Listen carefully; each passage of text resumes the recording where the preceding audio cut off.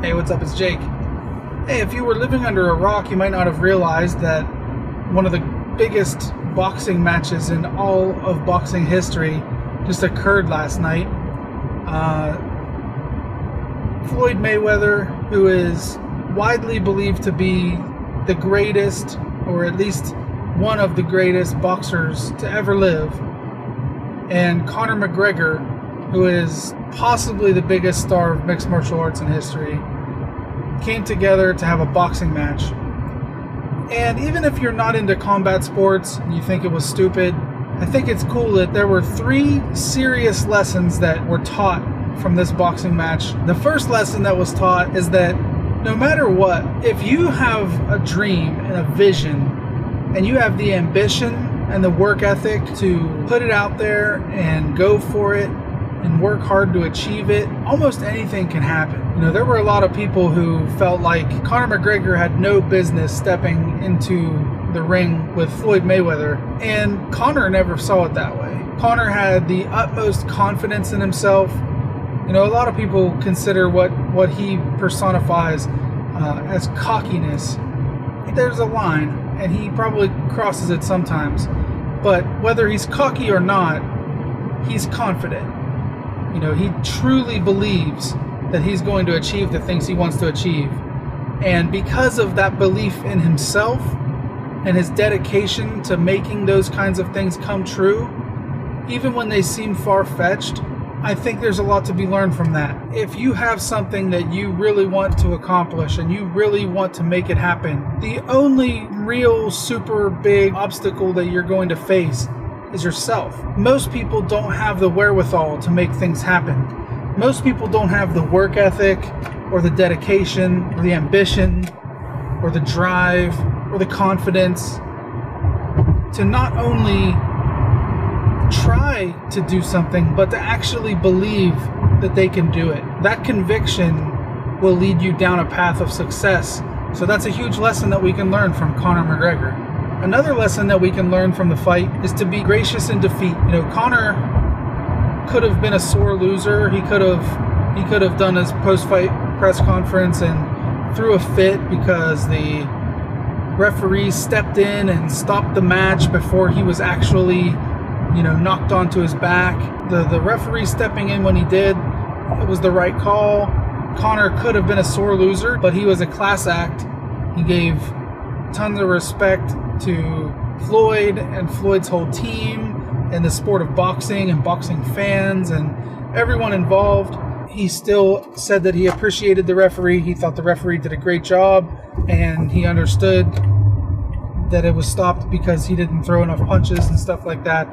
That's a class act. I think you can definitely learn some good things from watching Conor in defeat. Both times that I've seen him lose, first to Nate Diaz and now to Floyd Mayweather, he's had a lot of smart things to say in terms of acknowledging where his deficiencies were, and he's had nothing but respect for the people that he has fought and their camps and their trainers and team and all that stuff, and I think that says a lot about the character of a person. The third lesson I think was taught: Floyd Mayweather was an absolute class act in victory. He could have come out there and said, "See, what did I tell you? Conor had no business being in the ring with me. Conor was a joke. Conor didn't stand a chance. I toyed with him the whole time. I embarrassed him. I knew I'd knock him out. I told you I'd knock him out, and I did. Conor didn't stand a chance." He didn't say that. He didn't come out and say, "Oh, MMA's a joke. MMA will never be what boxing is." He came out. He had nothing but kind words to say about Conor, Conor's team, Dana White, the UFC fans. He had nothing but nice things to say. He was very complimentary about Conor's skills. He said that Conor was much better than he expected him to be. He said all the right things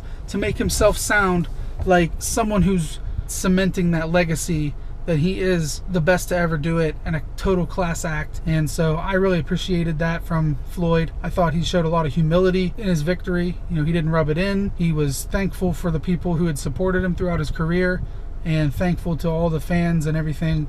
And I thought that was awesome. In music, one of the things I see a lot is bands who get bitter because other bands are successful. A band gets booked for a certain show that a lot of other people wanted to get booked on, and they have an issue, and they're running their mouth and they're starting a feud with another group or another artist. That is so counterproductive. I like to be the guy who's super supportive of everyone. If I'm in a band and I'm really trying to get a certain show booked and another band gets it, I'm supportive of them. I'm happy for them. You know, I know that they wanted it as much as I did, and I'm happy that they got it.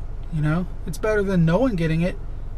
You know, if there's some big local festival and they usually don't book local talent, but they book somebody in the local scene, I'm not going to be bitter about that if it's not me.